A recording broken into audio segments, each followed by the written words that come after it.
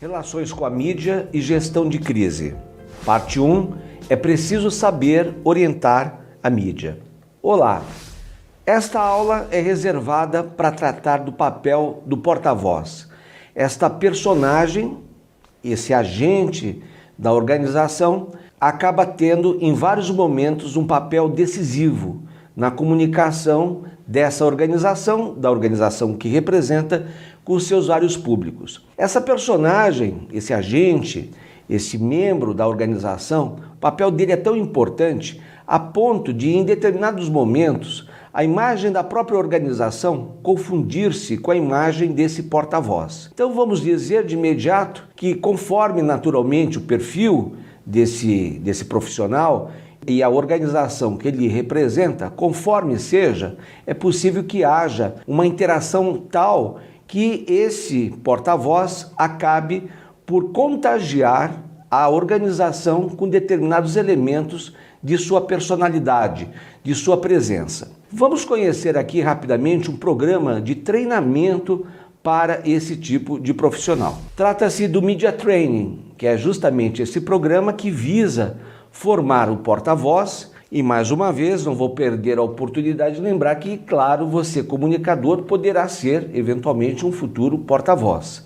Para isso é preciso que você corresponda a uma série de expectativas, inclusive aquelas relacionadas propriamente, como disse há pouco, à personalidade, à sua presença, à sua performance diante dos públicos, sobretudo nas situações de crise, como veremos ao longo da aula. Esses programas de treinamento capacitam os integrantes e põem em relevo os pontos-chave a serem explorados em entrevistas e eventos de um modo geral. Vamos ver rapidamente do que se trata, né? Qual é efetivamente o papel do porta-voz corporativo, o que se espera dele. Ora, uma entrevista ou manifestação pública do porta-voz requer que esse porta-voz revisite previamente os principais pilares que norteiam a vida de sua organização. Assim, poderá calibrar devidamente o discurso a ser adotado. Por exemplo, missões, valores da empresa, números relativos ao negócio, iniciativas recentes bem-sucedidas, planos para o futuro, etc. É tal a responsabilidade desse porta-voz que na experiência das empresas americanas, quando esse pessoal, esse profissional de comunicação empresarial é um vice-presidente, com alguma frequência esse vice-presidente lá de comunicação empresarial é justamente ele, esse porta-voz. Na experiência brasileira, muito frequentemente o porta-voz é um profissional formado em relações públicas. Do modo, no entanto, como esse mercado se organiza e se reorganiza, podemos dizer que, tomando como referência a comunicação empresarial, a comunicação organizacional, ora, esse profissional possa ser, eventualmente, alguém formado nessa área. E, portanto, a partir dessa perspectiva, ele teria, digamos, um olhar armado para as famosas 4 áreas da comunicação empresarial. A matéria-prima do porta-voz, basicamente, o que são isso? São 2 grupos de questões, 2 grupos de itens que, na verdade, o porta-voz precisa ter na ponta da língua, por assim dizer. Existe uma reclamação frequente por parte do porta-voz, que é esta de achar que aquilo que disse não foi exatamente bem reproduzido por parte da mídia, um jornal, por exemplo. Muito frequentemente, no entanto, o que se tem é a chamada lição de casa mal feita por parte do porta-voz, não do jornalista, que afinal de contas editou. É bom que você saiba que, uma reportagem, um produto noticioso, né, como é o caso da reportagem, um artigo, ele passa por estágios, por assim dizer, que não se reduzem apenas ao texto produzido por esse repórter. Eventualmente até sim, para mídias menores, mas de um modo geral ao editor. De qualquer forma, o repórter extrai da palavra de um entrevistado, seja ele um porta-voz ou não, aquilo que lhe parece essencial dessa fala. Então, mais um motivo, e é por isso que o porta-voz precisa também conhecer os bastidores da produção da notícia, eis aí, portanto, mais um motivo para que o porta-voz seja alguém muito atento ao valor, ao peso das palavras, à intenção propriamente do discurso. Que questões são essas que, enfim, têm que ser bem conhecidas pelo porta-voz? Olha, são aquelas questões, aqueles itens, não é? Que possuem valor macroestrutural, não se reduzem à condição de um produto noticioso, naquele sentido de se levar esse tal produto, uma notícia estruturada na forma de o que, quem, quando, onde, como e por quê. Não se trata pura e simplesmente de um informe com essa natureza, com esse caráter. Que questões são essas? Aquelas relacionadas à imagem da empresa e completamos nós diretamente ligadas à sua reputação. Você sabe já qual é o peso dessas palavras, o sentido dessas palavras. Conhece um tanto já sobre identidade, você sabe um tanto sobre imagem, sobre a questão da reputação, a diferença entre imagem e reputação. Digamos que a reputação seja um filme, então, portanto, há ali um lastro histórico, enquanto que a imagem é um fotograma, ou se for um vídeo, um frame, não é? Dessa produção. Então, é um momento, digamos assim. Então, é preciso que a todo momento, que ao longo do processo, esse porta-voz conheça a história, o alcance, o trabalho de uma instituição, ainda que, eventualmente, ele tenha acabado de ser contratado por essa instituição que representa. Olha, veja só, a questão da transparência, como está posto, é uma questão decisiva, porque transparência não é uma palavrinha da moda, mas transparência, essa visibilidade que se oferece e que se assegura em relação a determinados processos, isso tem que ser um valor de fato da empresa, uma assinatura contratual com seus públicos, a questão da transparência. Obviamente que nenhuma organização vai expor todos os bastidores da organização, é obviamente que não se trata disso, mas é preciso ter clareza na condução da atitude e do discurso, principalmente no momento decisivo que é uma entrevista para uma mídia qualquer. Nós temos a questão da agilidade, o modo pelo qual a empresa responde a determinados impulsos, a determinadas situações. Claro que a qualidade de produtos, não se trata aqui de se adotar um discurso próprio da propaganda, não se vai, nesse sentido, repetir o que está lá no rótulo, o que a propaganda, de um modo geral, fala, mas é pensar talvez numa forma mais abrangente de qualidade, o cuidado como um todo na entrega desse valor para os públicos.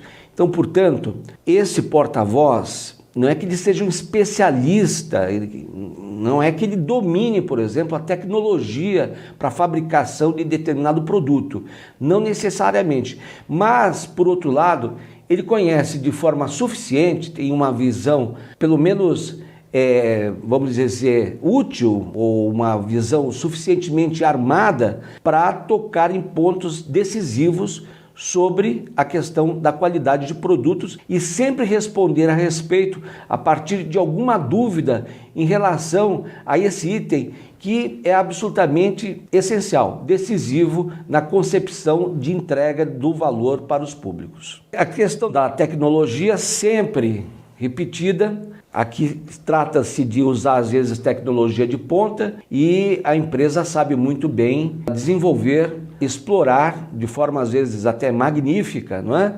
Essa questão da tecnologia. A boa administração significa dizer, basicamente, que a empresa é atualizada, tem uma administração ágil, sensível a todo um espectro que envolve essa administração, essa empresa como um ente social. Claro que a seriedade, a questão da responsabilidade social, vale mais uma vez repetir o seguinte: ou se faz responsabilidade social com domínio do sentido dessa atividade, dessa expressão, desse tipo de posicionamento mesmo, dessa atitude perante os públicos, ou é melhor não fazer. Responsabilidade social limitada, oportunista, sem continuidade, sem sensibilidade, sem a devida atenção para as necessidades do público impactado pela tal ação de responsabilidade social, se é para não fazer,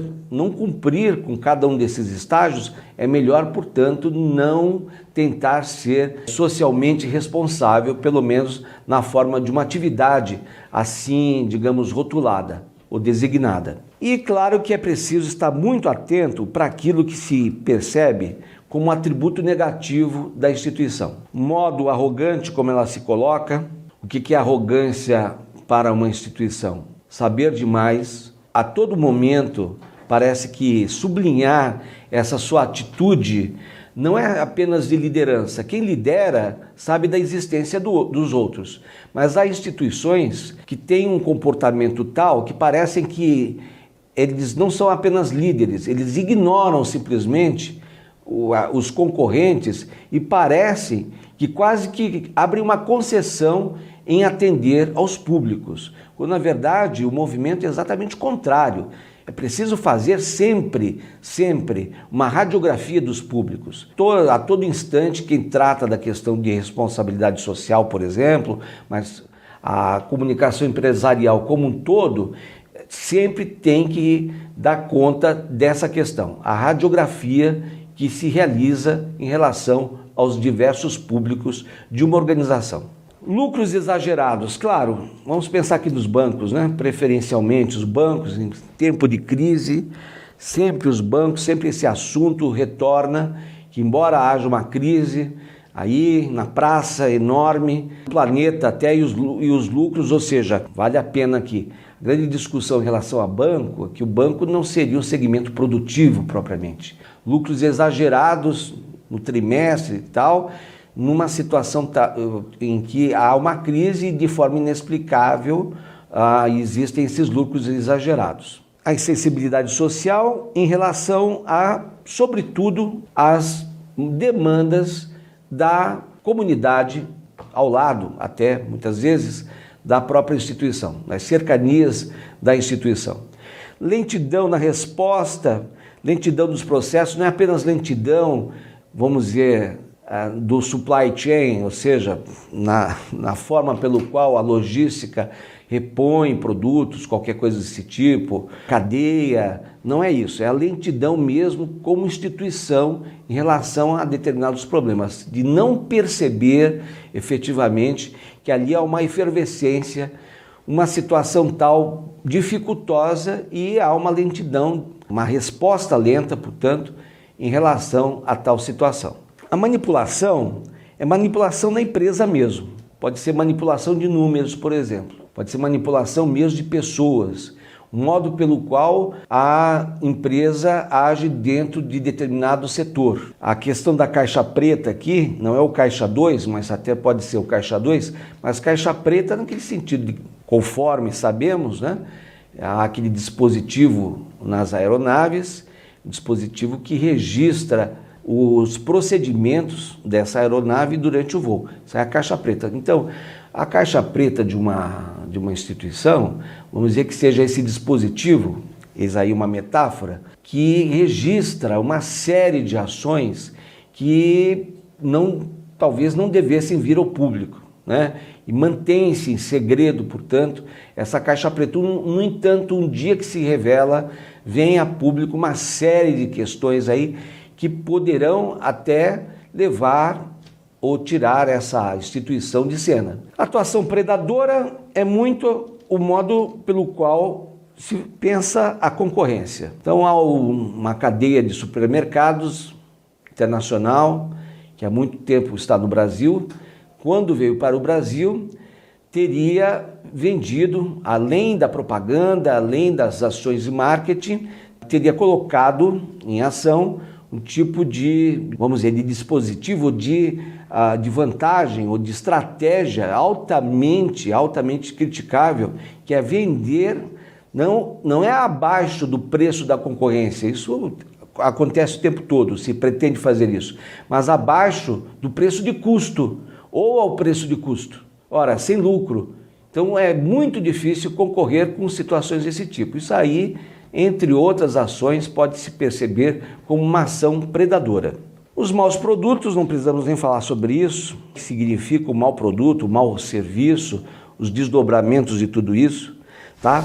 As outras questões são essas questões públicas que aparecem aí na tela, que também demonstram um elevado coeficiente de pressão sobre a empresa, podendo mesmo transformarem-se em um campo minado na hipótese de não se ter posições bem pensadas em relação a elas. Quais são essas questões públicas? Elas podem afetar o funcionamento da organização ou seus interesses futuros e subdividem-se nas seguintes categorias: econômico-financeira, mascaramento de balanços, por exemplo. Mascaramento, isso aí inclusive é crime. Existe uma legislação que regula esse tipo de publicação na grande imprensa por parte das empresas, por exemplo, de capital aberto, né? As grandes instituições. Mascarar balanços, é claro que é crime, uma tamanha inadequação, né, de procedimentos perante acionistas, investidores, o público em geral, e provavelmente o tipo de ação que acaba contaminando também, é claro, como desdobramento, a chamada propaganda corporativa. A propaganda corporativa, ainda que não focada como a propaganda comercial na busca de vendas no sentido pleno da palavra, mas a propaganda corporativa, entre outros afazeres, faz essa captação de investidores. Imagina se atrair investidor com balanços contaminados, falseados, não é? Mentirosos. Então eis aqui uma situação, a pior possível talvez, no que diz respeito a essa questão financeira e econômica. As questões políticas, você logo imagina no contexto, por exemplo, que vivemos mais do que nunca, que essas relações políticas não são apenas aquelas no âmbito partidário, não apenas aquelas no relacionamento com parlamentares, mas a política no sentido mais abrangente, o modo pelo qual talvez uma empresa possa influenciar, talvez, sobretudo, uma empresa do setor de mídia, influenciar o poder propriamente. Aliás, muito frequentemente você vai ouvir, ou já ouviu, a expressão quarto poder. Quarto poder seria esse, ao lado dos outros três poderes, não é? Legislativo, tal, executivo. O quarto poder é justamente a imprensa, a mídia, vamos dizer de forma mais simplificada, o jornalismo. Ora, essas empresas de mídia, por exemplo, que são empresas, antes de tudo são empresas, comportam-se como empresas, buscam, portanto, lucro.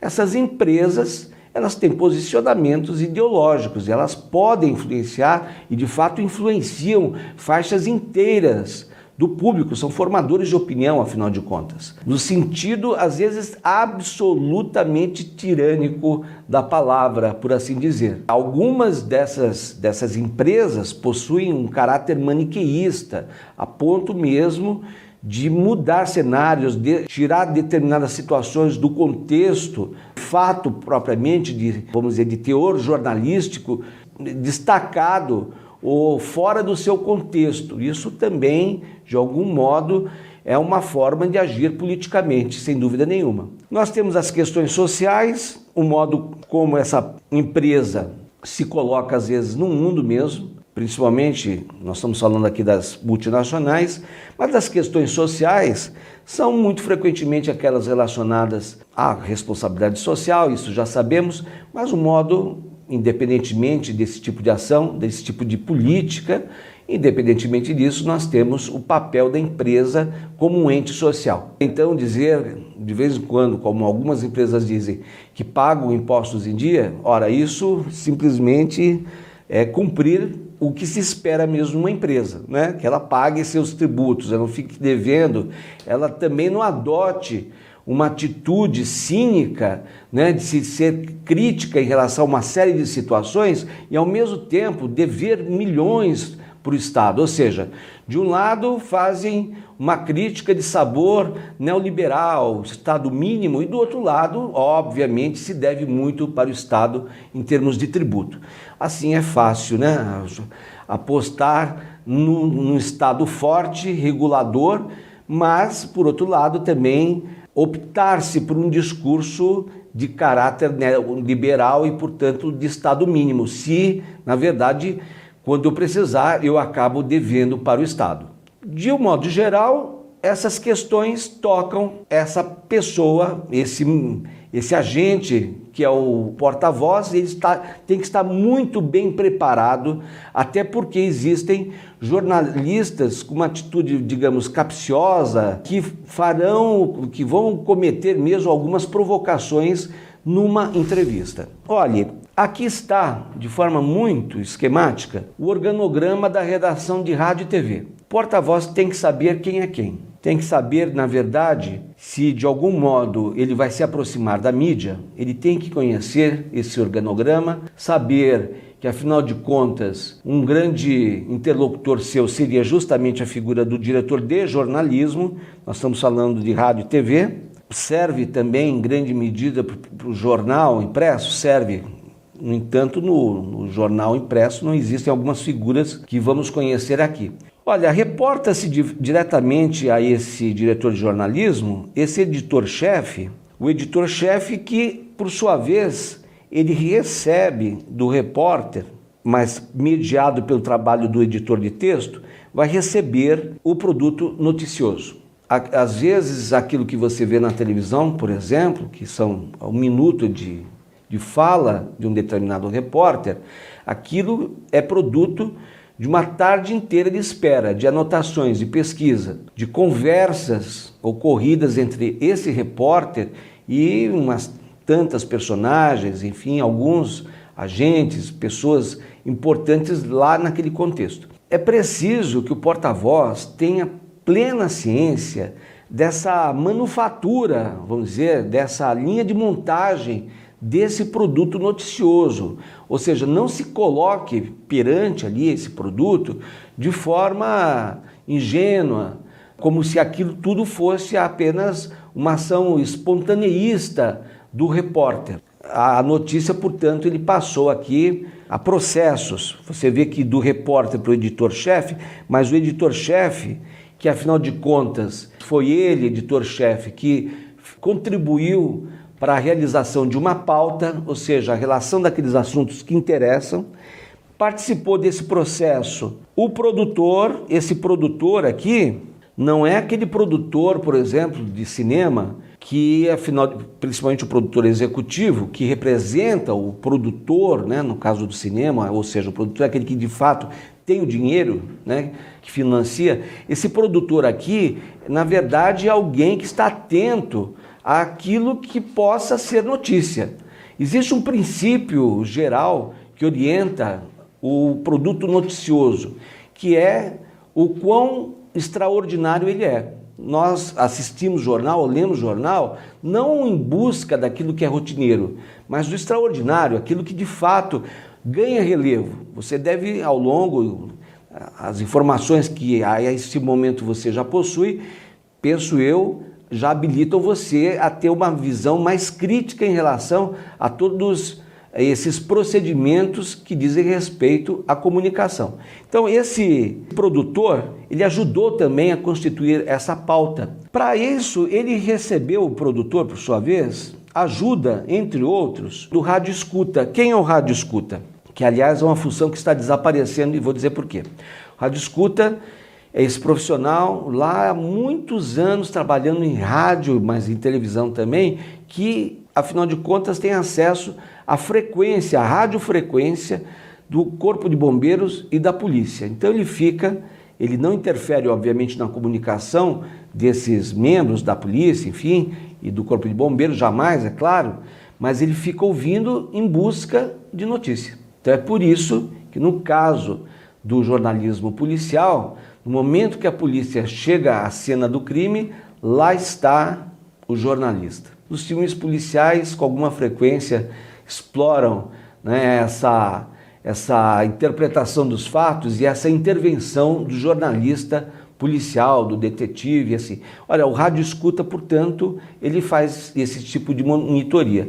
No entanto, a função tende a desaparecer porque, diferentemente do passado, hoje nós temos uma série de TVs que funcionam 24 horas, rádio da mesma forma, e claro que a internet, blog, etc, etc, etc, tudo isso vai municiando, portanto o rádio escuta, ele não precisaria, nesse caso, ficar ali ligado na frequência da polícia, do Corpo de Bombeiros, em busca de situações extraordinárias no atendimento. O rádio escuta, portanto, ele vai se transformando numa espécie de agência de notícias, né? Então, voltando aqui no nosso quadro, nós temos o repórter, é claro, o apresentador, no caso, sobretudo na televisão, mas também no rádio, a figura do apresentador, ele contagia a notícia de determinado significado.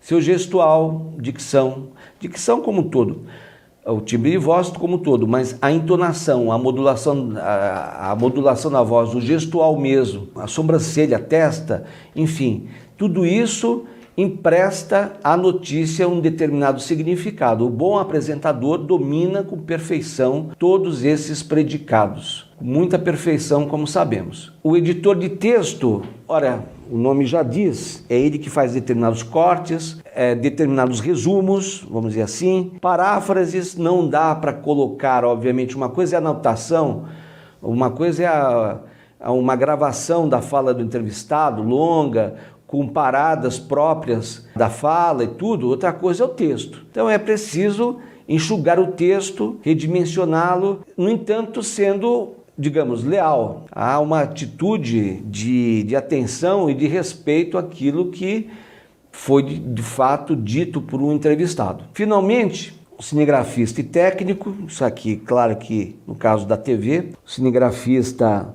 cuida propriamente do registro da imagem, o técnico de som com valor, é óbvio, desses dois fatores, né? Imagem de qualidade, não tremida, em posição, digamos, clássica, rotineira, mas de qualidade. Som também da mesma forma, com foco, a imagem e tal, e assim por diante. Nós temos aqui, lá no alto e tudo isso, o chefe de reportagem. Claro, o chefe de reportagem que, por sua vez, se municiou da pauta estabelecida pelo editor-chefe com a ajuda desse produtor. Muito bem, é isso que temos a dizer sobre o porta-voz, trabalho absolutamente decisivo. Quem sabe você venha no futuro próximo ser esse ator, portanto, né, das relações entre organização e seus públicos. Muito obrigado por sua atenção e bons estudos.